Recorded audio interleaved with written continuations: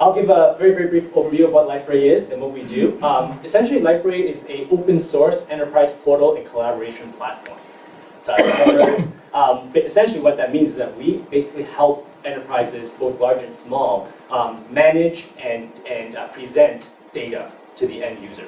That end user can be, the citizens in your council, in your city. It can be internal employees. It can be upper management. It can be your administrators.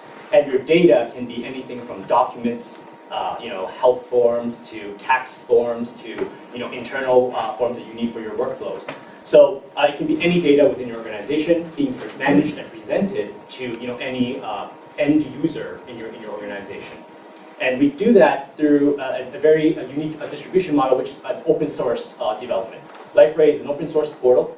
What that means is that basically we have a large community of users who are using our portal, using our product, and contributing back many of the features and functionality back into Liferay to help us to better meet our end user requirements. So today we're going to have a lot of time at the end of this session for Q&A. What we would also like to do is we want to pass around a contact form that's going to start circulating at the back so that you can get a copy of the presentation at the end, and if you don't get a chance to sort of ask the questions during the Q&A at the end, then you can contact us and so that we can contact you and so that we can follow up with you.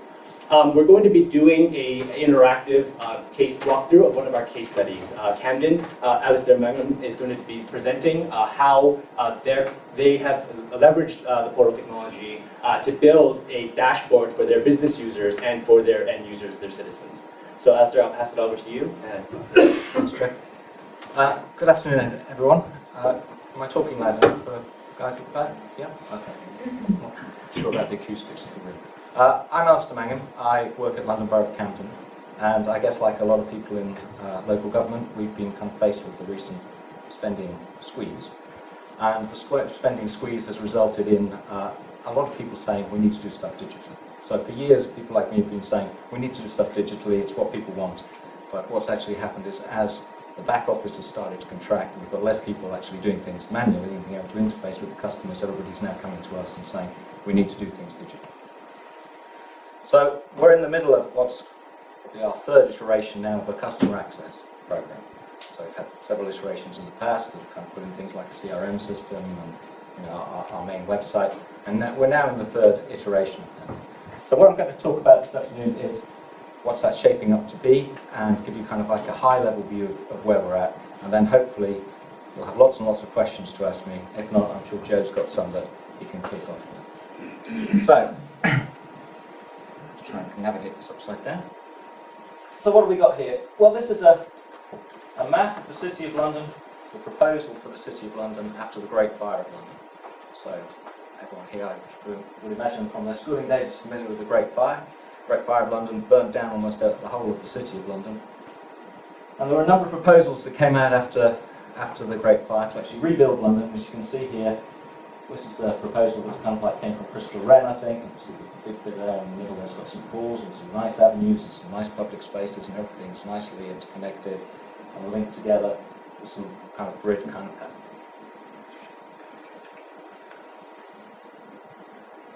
So what we've got there is a map of the City of London around about 70 years after the Great Fire. Well, you can still see St Paul's down there. That's Christopher Wren's created St Paul's there in the middle of it. But actually the map really doesn't look like the proposal. So here was a massive project. Actually, let's rebuild the City of London in a way that's going to be much more organised, much nicer, much neater for everybody else. And what actually comes out of it is this thing that kind of looks a bit of a mess, really. And you can see that what's happened is that kind of various districts have sprung up, and they've got their various interconnecting roads, and there's some bigger roads that have evolved in between those to connect those kind of things up. Now, those of you who have ever been involved in planning any kind of big ICT project kind of know where I'm going next. Because this is pretty much what happens whenever you get a big thing put forward to an enterprise. The first thing that happens is everybody says, what we need to do is knock everything down and build it all up so everything's in these neat boxes and you can connect everything together and everything works nicely with one another. And then what happens? Well, what happens is exactly the same thing that happened to the proposals for rebuilding the City of London. And that's, there's enough money to do exactly what the proposal is, and lo and behold, everybody else has got to get on with their day-to-day business, so things start springing up all over the place. And then suddenly you've got to make a connection between all of these other things and get things to work together.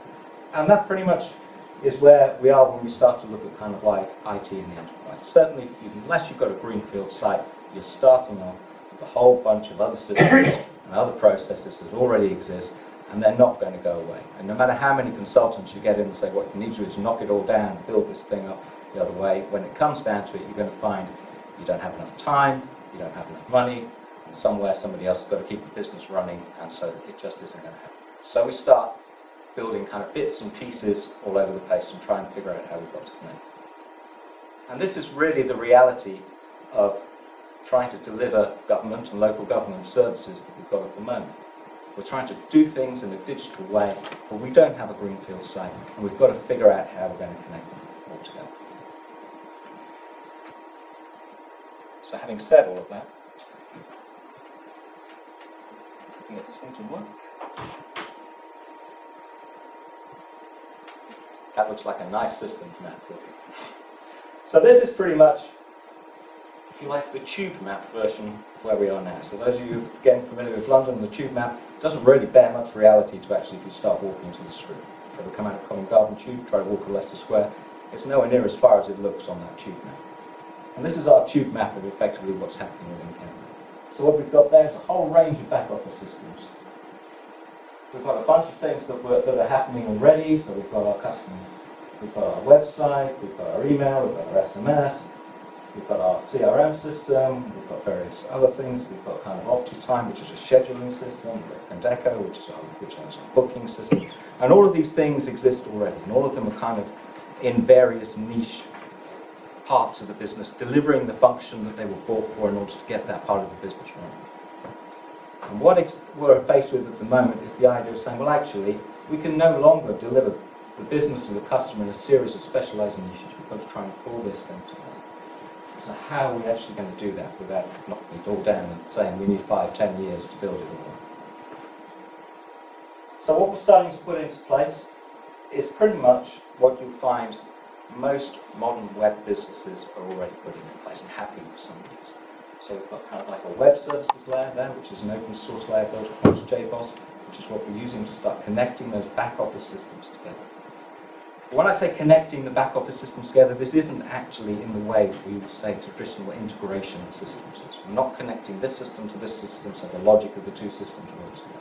What we're actually surfacing is the business processes that go from one part of the business to the other, and we're actually connecting it to business process. Because at the heart of this is the largest layer, which is the customer. So what we're saying is, what is it the customer actually needs from us to get what it is that they want done? Once we start to identify what those business processes are that are going through various parts of our back office, we can start to link them together using the SLA layer. In order to present that to the customers, we need another layer, which is a presentation layer, and that's essentially where Liferay comes in. So web services are great because they can move information around, they can move business processes around, you can link things in, you can put in business process rules, so you don't have to have people making decisions anymore. If the decision is straightforward, you can just bang that through a system. But what they don't have is a way of surfacing that to your customers. So you've got to find a way that your customers can actually connect into the presentation of their system. That's got to be a simple kind of thing. So, to expand that a little bit further,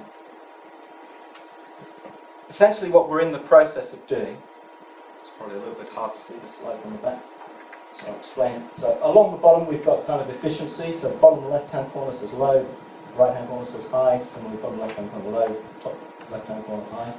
We've got an efficiency driver and we've got the driver of effectiveness. If you're working in local government IT, or probably any IT, what you've been concentrating on probably for the past 5-10 years, perhaps longer, are those efficient services. So these are services that you can deliver, that are one-off things that you can deliver very quickly and very cheaply. So for my own organisation, that would be something like a parking fine, something like booking, I don't know, kind of like a skip or something like that. Something that is a relatively straightforward process. So it's there, it's done once, you don't have to worry about it again.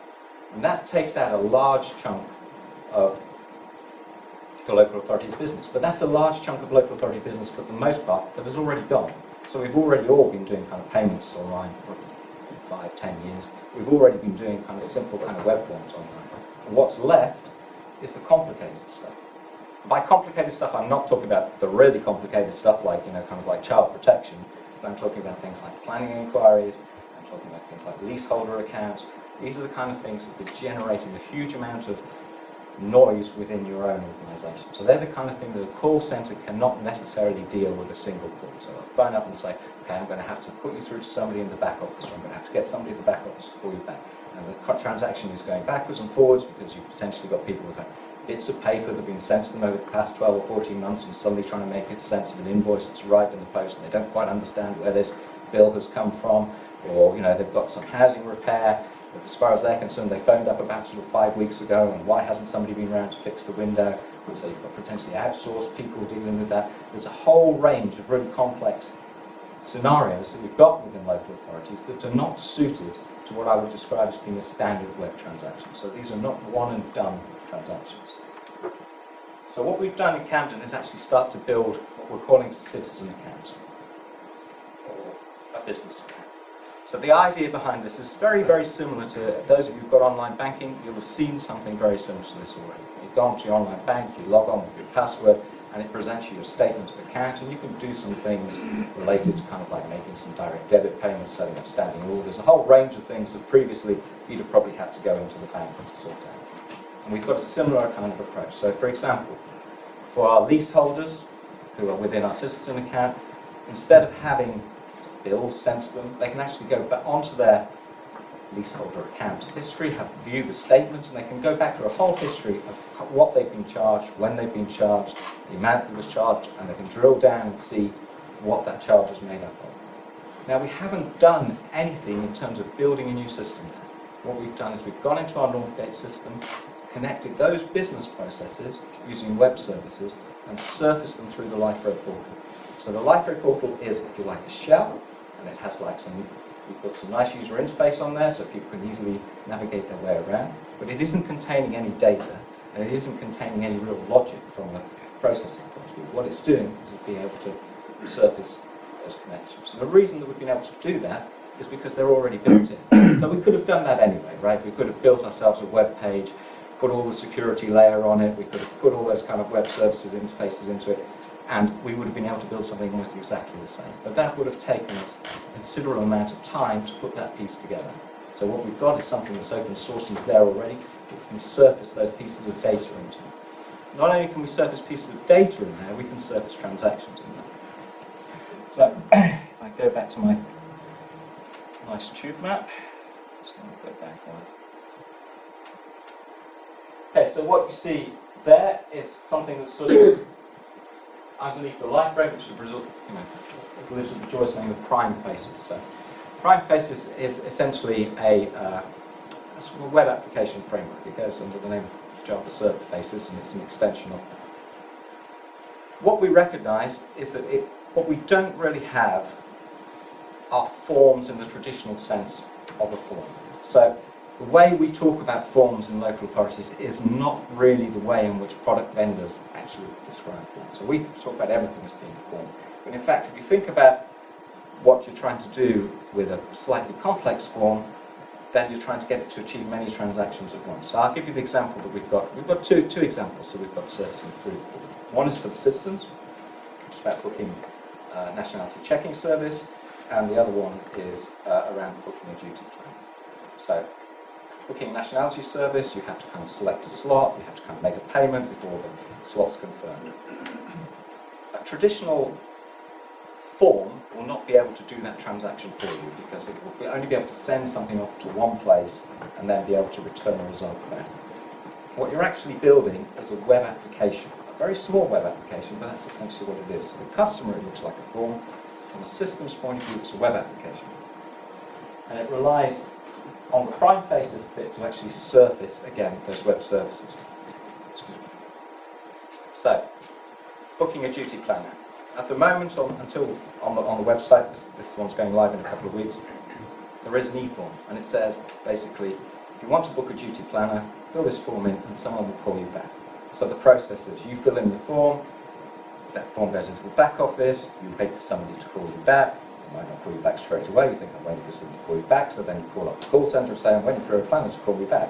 So then they actually then have to go through to the planning part. So somebody has put a form in, they're waiting for you to call it back. The call centre has no idea what the reference number of that form is, they just know that there's been a form submitted. The planner then looks through and says someone will call them back. So someone calls them back, tells them yes, we can make an appointment on this day, they agree a day for the appointment, but before you actually make the appointment, what you have to do is pay a fee for the appointment with the duty planner. So you have to come into the town hall, you go to our new one-stop shop reception, and you pick up an invoice that says, you know, now I must go to the cashier's office and make a payment, you go to the cashier's office and make a payment, and then you go upstairs and see the duty planner who then asks you to present the documents. Putting that into a form sounds like a complicated process. What we've done is we've actually got it so now the form allows you to using the web services, it looks up the slots available in our Condeco booking system. So it says these are the slots that are available for you to book a duty planner. You select a slot, it then says, okay, you've selected this slot. Before I can confirm the slot, what you've got to do is make a payment. So then it batches you straight into our payment system, you make the payment in there, it then completes the form and says, okay, you've actually now made a payment and this is your booking slot, and it actually returns a message to your portal inbox that tells you the time, the date and the confirmation that you've actually paid. Not only that, you can upload the documents that you're going to take with you to that duty planner's meeting as part of the form, and the planner will be able to actually see those, so you don't have to bring the stuff on with you. All of that process now takes you about 5 minutes, as opposed to kind of several days as was before, and it also cuts out a huge amount of officer time. We don't have to involve cashiers, we don't have to involve the one-stop shop, nobody gets the phone. The savings overall on that are not colossal. They're probably kind of going to be around about 15,000 to 20,000 pounds a year. What we're talking about is potentially 200 processes that we've got under analysis at the moment that are all kind of like looking to say which ones of those actually going into the portal. Now you start multiplying 20,000 by 200 and you've got a substantial amount of savings that you can actually deliver through this kind of process. Again, with the business portal, what we're doing is we're getting people to businesses to log on, create an account within the business portal, and this allows them already to sort of like see the business rates, make payments online, it allows them to make payments for licenses, again using those JSF forms. And it also sets up a reminder service, because at the moment the back office system cannot deliver a reminder for when your license is going to expire. So we constantly have this situation where we're chasing people up for kind of debts for licenses that have expired, and people kind of running into enforcement actions, and they're quite right saying, I had no idea, this license lasted 3 years, you know, I didn't really know which day it was going to expire. Through the portal, because we can use those web services again, take an extract from the licensing system, run a match, say which ones are actually going to be expiring on this date, who's got an account in the portal, send a message through to their inbox, and they'll know then their licenses are expiring within 30 days and they can renew them there and then. Again, there's actually huge amounts of savings. The final example that I'm going to pick up from the business portal is one that we're just setting up for commercial waste. Camden, maybe relatively unusually in London, actually manages the has a commercial waste section. We haven't completely outsourced it. And at the moment, again, it's a telephony process for actually buying those commercial waste bags. So you have to have the black bag, well, you can't have the black bags, I think they're orange or green or something. You've got to stick outside your business. You put a black bag out, you end up in enforcement. The way that it works at the moment, you buy a certain number of bags over the phone. Our commercial waste people were keen to be able to get hold of the big contracts. So people who give out a lot of waste, they potentially want to have a proper contract with rather than just buy one-off bags, because these are the things the other suppliers are interested in. What they do at the moment is they get an analysis, a spreadsheet of everyone who's bought over a certain number of bags over a time period, and they actually go in and say, okay, now we're going to phone all these people and say, would you like a contract with us? Because we think we can save you money and save the council money because we won't have to do enforcement actions, etc., etc. And of course, these people have probably already bought enough bags for the next 6 months, 12 months, and they say, we're not really that interested at the moment because we've just bought all the bags that we need. So it's cold calling and not necessarily pleasing the customer kind of cold calling.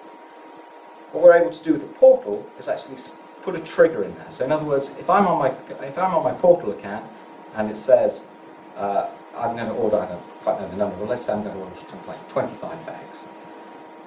At the point where you order 25 bags, it triggers a pop-up window that says, do you realise that by ordering more than 25 bags we can offer you a better rate? Would you like somebody to call you back?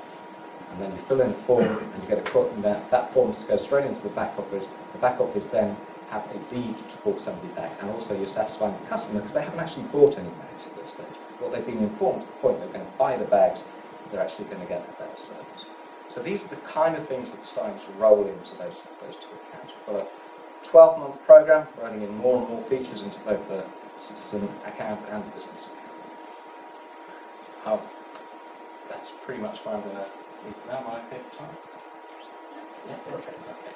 So I'm open to any questions about the process that I can answer. Yeah.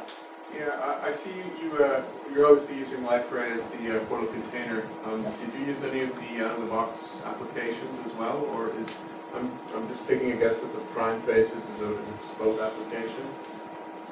Primefaces is not out of the box, no. So what we're doing at the moment is we're working. It's super technical for the. I have to apologise for the non-technical people in the audience, but basically what we're trying to do is connect the forms that are built in Primefaces to the portal in a secure way, but we're using SAML 2 to actually do that. So we're currently working with Liferay engineering to bring forward a feature that's coming out, I think, in the next version of Liferay into our system, so that we can get that kind of secure connection for people.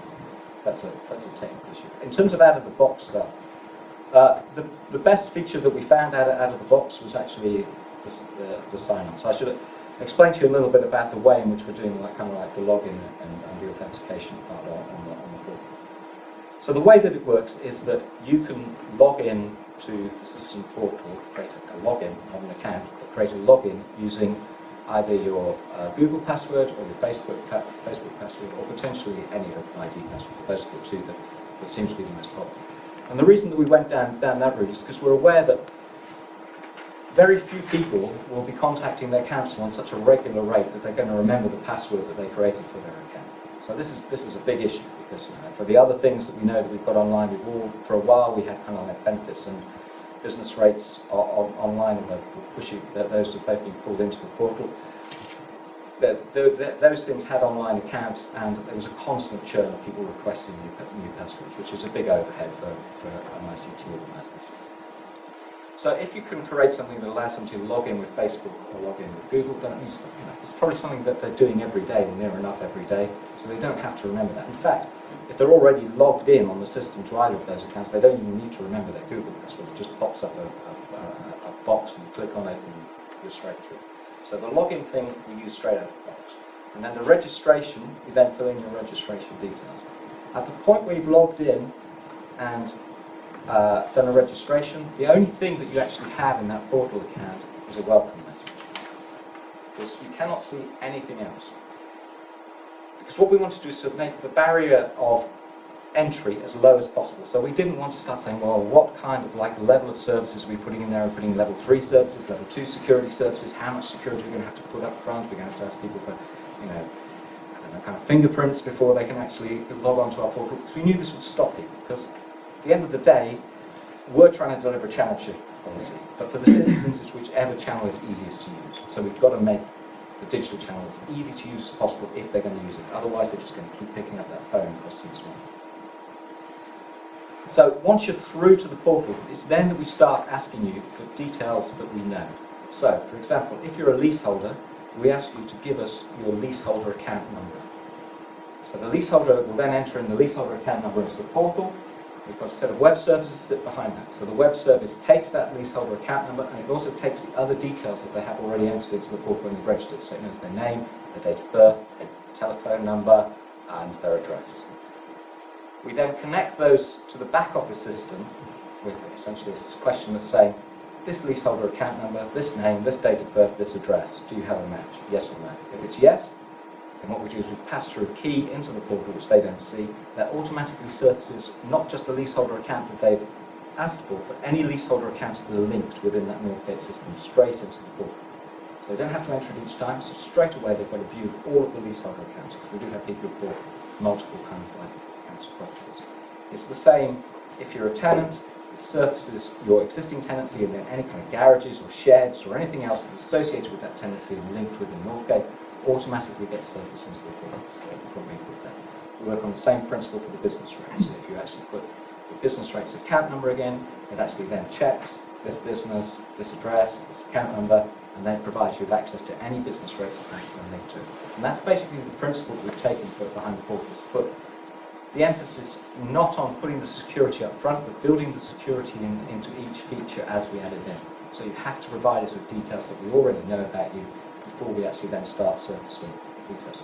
And the principle is basically, we don't ask you for anything more than we'd ask you over the telephone.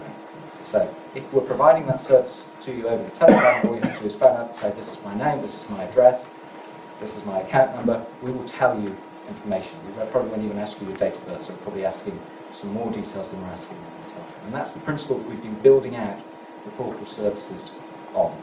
Because that's the way you're going to get people to use it. So it's a very long-winded answer to your question. Lots of Counselor, when you were evaluating your implementation strategy for this portal, I mean, you had your requirements, you knew what you were trying to achieve. How did you ultimately come to decide to use open source software, and then after that, choosing Liferay Portal to be your solution? Yeah. So,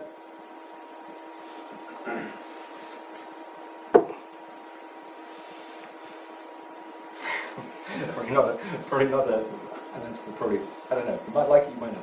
But basically for us, we started with the principle that it really didn't make any difference with licensing. So basically open source is just a licensing protocol, right? It's just a way in which you actually license the software.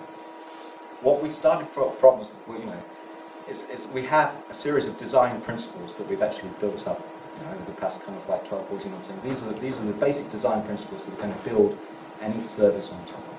So one of the things is that we have to be able to dictate the design of the system from the needs of the user. So the user's needs are paramount. So what we don't want to do is to be caught in a situation whereby we're telling the users what they can want, because this is how somebody else has designed their system. So mostly what you find with a proprietary system is that somebody has thought through the way in which this system is going to work, and you have a design pattern that is built into the system. And you have to get your service to conform to that design pattern. And this is, I guess, at the heart of many IT disasters within government. That you will buy something that meets the requirement, but the design pattern doesn't meet the service delivery needs. And so then a large amount of money will be spent trying to bend that particular design pattern that's built into the service, into the system, to meet the needs of your service. And you'll spend many, many months and many, many thousands of pounds trying to get it to do something that really the original design of that system never set it up to do. From an open source point of view, that tends not to be the case. So when we're looking at open source systems, what we're looking at is effectively a series of containers that actually enable you to consume standards and actually produce things in a particular way. There are some constraints that you have to work with within a portal and any portal software, but they tend to be much less restrictive than if somebody has already determined how that portal will actually work.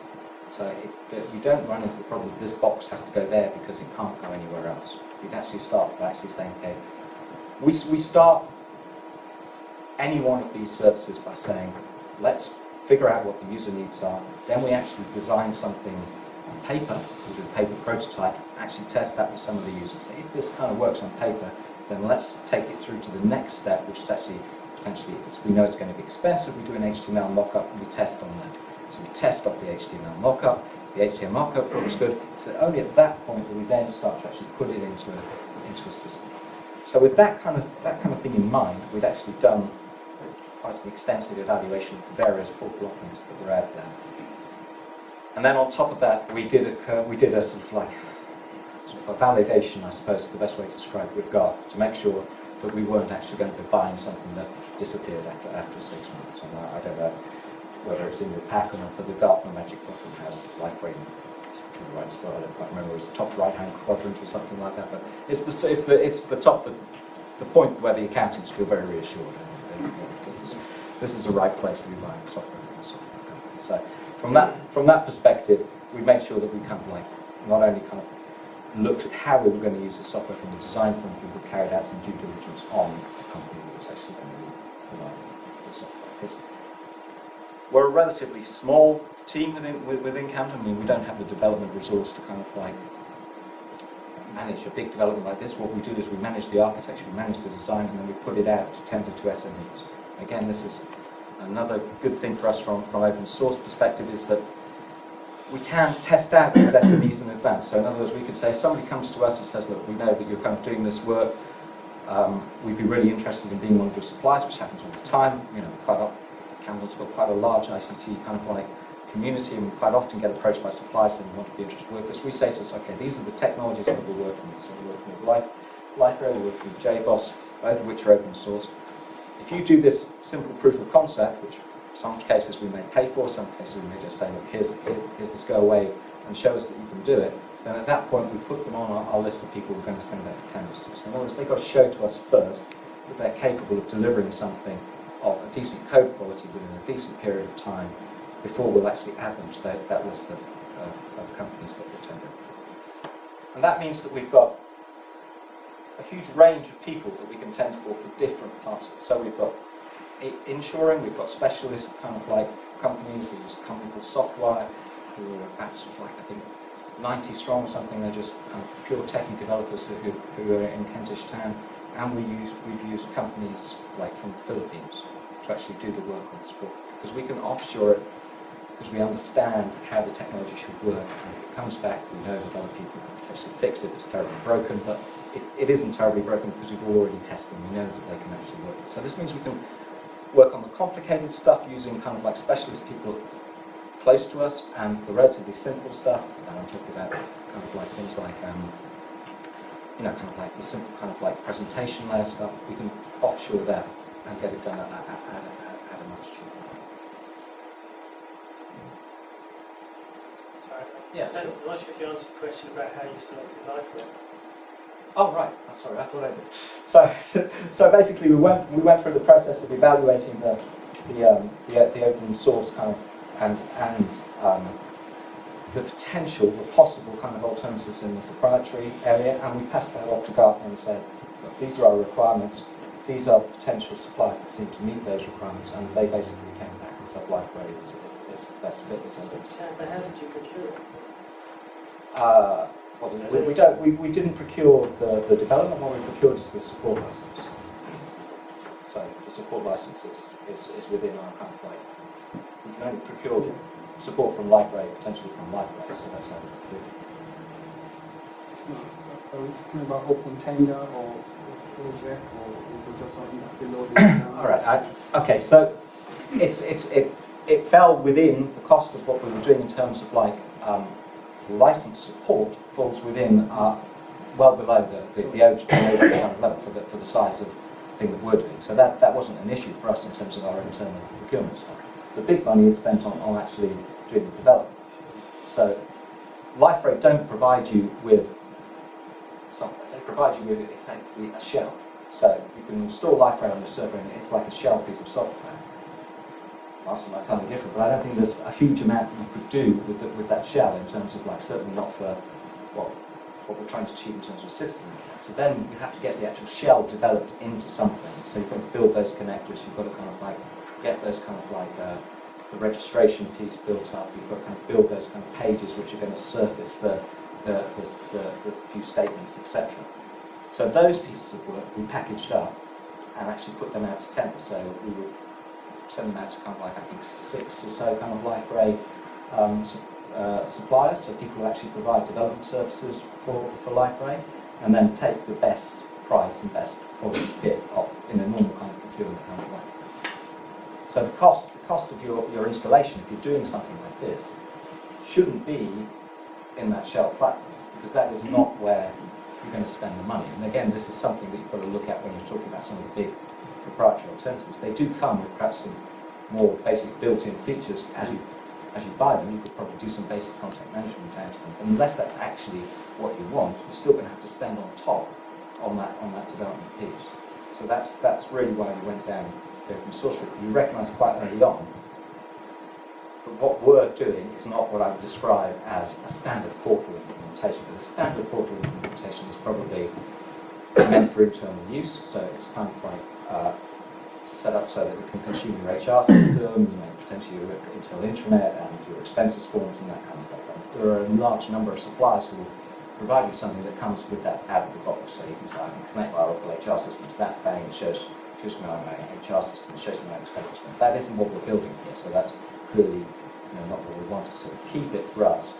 It's actually the development within that Liferay shell rather than Liferay as itself. So we basically, from Liferay, buy support licenses, which allows us to have access to the engineering team if we run into problems or we want to go down some route and validate it before we actually do it. So, for example, the JSF stuff, we said, we're thinking of doing it this way. Is this a sensible approach? Can you help us actually deliver this if we run into problems? So that's really why those work. You could download it and get those developers to develop it on the community edition. The only thing that you would probably run into at that stage is, if you're a government organisation, I don't know where you're from, but if you're a government organisation, then you have all kind of GCX stuff, and you do penetration tests, and that kind of stuff throws up things that you probably want to bounce back to Liferay because they might pick up something and might say, okay, this seems to be a bug within the Liferay system, it's allowing this vulnerability, so we pass it back to them and say, guys, you've got to fix this because that kind of thing you wouldn't get with Community Edition. But you could do everything that we've done with that Community Edition of Liferay. I think going further, what was actually procured was, well, I think two things. At the moment, there is a third thing that we're going into. There was a pure subscription, so there was no like a software license at all. Okay, sorry. just to terminology. So there was a pure subscription. Another advantage of our relationship was that we went to an agreement with what we call a sponsored development. So what we were doing is we developed some part of the software specifically for Camden requirements, and we actually took that bit of software and we're putting it into a next release of the software. But we give that to Camden, so they can use it straight away. And the next thing we're doing is we're working on the marketplace. So the solution that we've been together with that Camden has built, what they want to do is they want to start sharing that with other local councils and similar institutions. So together with Liferay Marketplace, we will be able actually to put that solution or part of that some areas on the Liferay Marketplace, so you could actually download it and start using that functionality straight away. I should say that it's not just the Liferay stuff that we'd be happy to share. It's the JSF stuff, the Primefaces, and anything that's sitting there within those web services as well. It's all open source, and we're very happy for other people to come and take it. One thing I should add to that is that you're going to have either a supplier who knows what they're doing, or people internally who knows what they're doing, because I don't have a big enough team to support you if you run into problems installing that. So here's the package, here's how it works, and give you the documentation that we've got on our wiki. But if you've got problems, please don't start phoning up saying, this web service isn't working as we expected, because I just won't have the people to actually be able to help you. And how that actually works is that Liferay is designed to be very modular. So what we do provide is, of course, the shell that was referenced, the portal platform. But the portal platform also ships with modules like a content management system, like a blogging software, wiki, message boards, document management, image galleries. Over 60 different applications are shipped with Portal.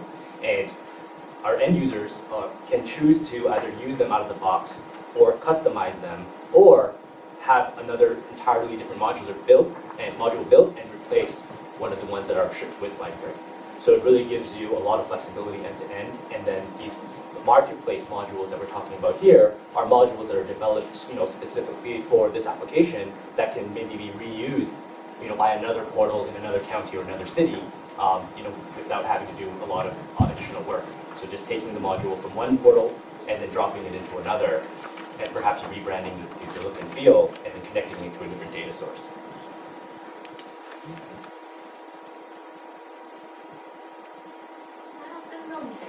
Sure, yeah. How did you sort of get buy-in from everywhere across the council in terms of what's services that were happy to be redesigned, and what sort of methodologies did you use? You know, they talked about designing on paper first, but used Lean or Six Sigma. So there's a bunch of initiatives going on within the services, and basically we sort of hook onto those. So they go under kind of like, I suppose, Camden branded names. So within the housing area they call it right first time. And so you can imagine trying to get the service right first time for the customer. And they're using kind of a couple of different lean methodologies to actually go through and do some systems thinking.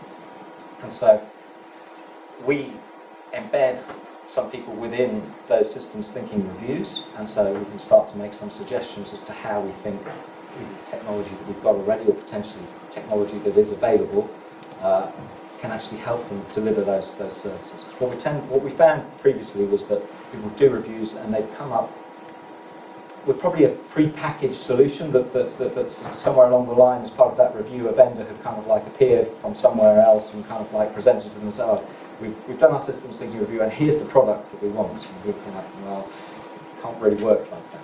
So what we've been trying to do is make sure that we're involved in those systems reviews. So the commercial waste one was a very long review. I think it took sort of like 6 weeks, and it was quite an intense kind of like, again, a systems thinking piece that was sort of facilitated by an outside company. And we had somebody every day on that piece of systems thinking. So when they then started to got to the point where they were designing the potential solution, we already understood, or the person involved already understood the existing system and how that had to be transformed. And so at that point they were able to say, okay, well, we can do this, this and this through the portal, or we can push that bit into our CRM system, whatever it might be. They were there to actually help them facilitate the actual solution. So that's worked really well. As it goes forward, I guess the key thing is to try and stay on top of those. We've got so many of them running at the moment, it's getting a little bit difficult to have people positioned in all of them and to actually keep the other work back. But really it's the only way to actually do it. And in some cases where some of the smaller services are coming to us, we've actually got a couple of people who've done some kind of like some design thinking. So about 3 years ago we worked with a company called the IDO, quite famous one, who worked with Barack Obama on a review of Camden libraries, and 2 or 3 of us actually sat on that review and we went through the whole kind of like IDO kind of design thinking experience. So we were able to actually then take that forward to some of the smaller services and say, well, we're doing the review, this is how we should be thinking about it from a customer point of view. These are the types of things that we need to be talking about. So far, it is working well. I guess, again, the big driver behind it is always the savings.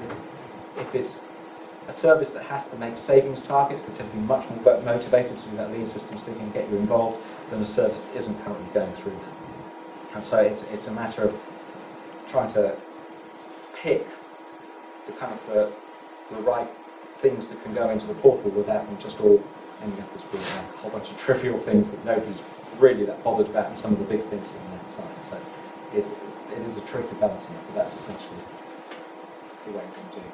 You mentioned the design principles. Were they quite fundamental and sort of something that other people? They are for our team. Yeah. So we kind of like, I mean, we have design principles and we have project principles. So this is kind of going slightly out of the scope of this, but basically what we've done is we've kind of adopted a complete kind of agile methodology. So now when we start doing projects, we don't have a project manager, for example, because we found that the concept of project management and the concept of agile development don't sit too well together. So we've got a product manager who is essentially the person who represents the user and in some cases the business as well, and then we have the person representing the development team. We have our UX team. Again, that's something that we introduced about 18 months ago. We got away from the concept of a web team and started to push those people who were working in the web team into a user experience team. So I think really pretty pictures and the bits of kind of like text on the website should probably be managed by comms, and we really want our web team to be doing the more specialist stuff, which is essentially the user experience. So we bring a user experience team, a development team, and like our business, which is represented by the product manager, together, and that's how we start to produce the actual project. And we break it up into sprints. So we've got like kind of like 2-week time-bound sprints, and we identify what features we're going to be releasing within those 2 weeks, and we try and keep that cycle going. I'm making it sound relatively straightforward, but it's been a journey to get there. So we've kind of gotten from nothing to where we are now in about 18 months, and we're kind of, I think, just about got it right now. So the first iteration of the citizens account, we went from nothing to having the leaseholders and tenants functionality online within 10 weeks. So that's from literally having nothing at all now to actually going live with it within 10 weeks. And that was because we did it in that particular way. Now, as we went through that, of course, the business starts to say, well, you've included this bit, you haven't included that bit, can we include that bit? And basically what you've got to do is get into visible and kind of pushing those off into the next feature release. So the business starts to understand this isn't just a traditional local authority IT project where it's kind of one big bang and it's done. In fact, it's going to be kind of rolling and iterative. And again, that's where open source starts to give you an advantage, because you can start to do that. So you can iteratively release stuff. You're not kind of stuck into one big bang. You build these features and that's it. It's kind of locked in stone until the next kind of upgrade or the next kind of big kind of take down and replace it or something like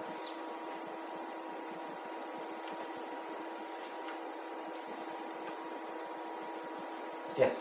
For monopolizing your time.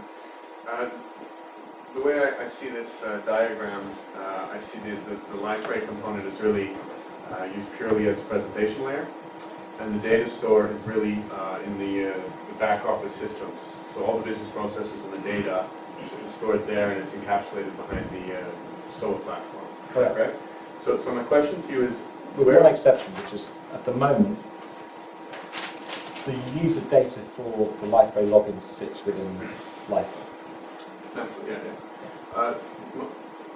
My question is, where was, I would say, most of the effort, was that focused around the implementation of the orchestration of web service calls on the ESP, or was more of the effort on the presentation layer? Was it a 50-50 split? I mean, I'm assuming this is that the bulk of the effort were in those two areas. Correct. Okay. Right. So I would say one of the reasons we went with Liferay is because it has a whole bunch of stuff already there. And we recognise that for us, the biggest effort in terms of like time development was actually the real biggest effort is identifying what those business processes are, because you'd be surprised how hard it is to get it out of your business what it is they actually do and how it actually works. So they'll come up with process maps that really don't bear any resemblance to the processes as they currently are. And so that's a big effort to actually identify what those processes are. Once you've got through that, the next big effort is actually that orchestration layer. So really you want to be kind of like spending, because you've got this mishmash of systems sitting behind everyone, this mishmash of processes flying around the organisation, really that's where the effort needs to be concentrated, and you want to kind of keep that presentation layer as simple and user-focused as possible. So all the CRUD is essentially encapsulated behind that cellar, except for the Except for the user story. Right. Although, again, we're thinking of kind of like with, I don't know how many of you are familiar with the government's new identity assurance protocol, but we've been looking at it in terms of like how that might work with people authenticating themselves against systems for encountering. And it's potentially possible we might move the user store outside of Liferay in order to get that to work. Again, you know, that's like the beauty of the system is that it's open source, so it's easy to move those users out and put them into another system. You're not kind of locked in with some weird hashtags that are surrounding the users that you can't figure out how to unlock. Did you encounter any penetration issues with having the user store on the portal? I mean, I don't know exactly what you're storing there. No? I mean, it was a thorough penetration test, which again, I guess, probably got thousands of implementations where you've got user stores on the portal. Are you storing any kind of personal data on this, or just really just login like username data? Username data. Okay. All the personal data sits in those back office systems. How successful is it In terms of like in terms take of up? take-up? Yeah. I think we've got about 400 businesses or something currently on the business portal. We haven't kind of like done a big bang launch on any of it yet. There's a plan to kind of like do that, and once we get the functionality up to a certain kind of level, but that's largely by businesses, I presume, spreading it by there's been no like big push on it, and it's probably a few thousand leaseholders that have registered with the portal as it is at the moment. I think we've got about 10,000 in all. There's going to be a big push this April when the first set of new leaseholder bills go out, so at that point they're actually going to start telling people to log on and use the portal, because all this information is going to be made electronic, and that's just going out with all the kind of like paper bills that go out, you know, annually. So we'll probably see a surge once that's actually go through.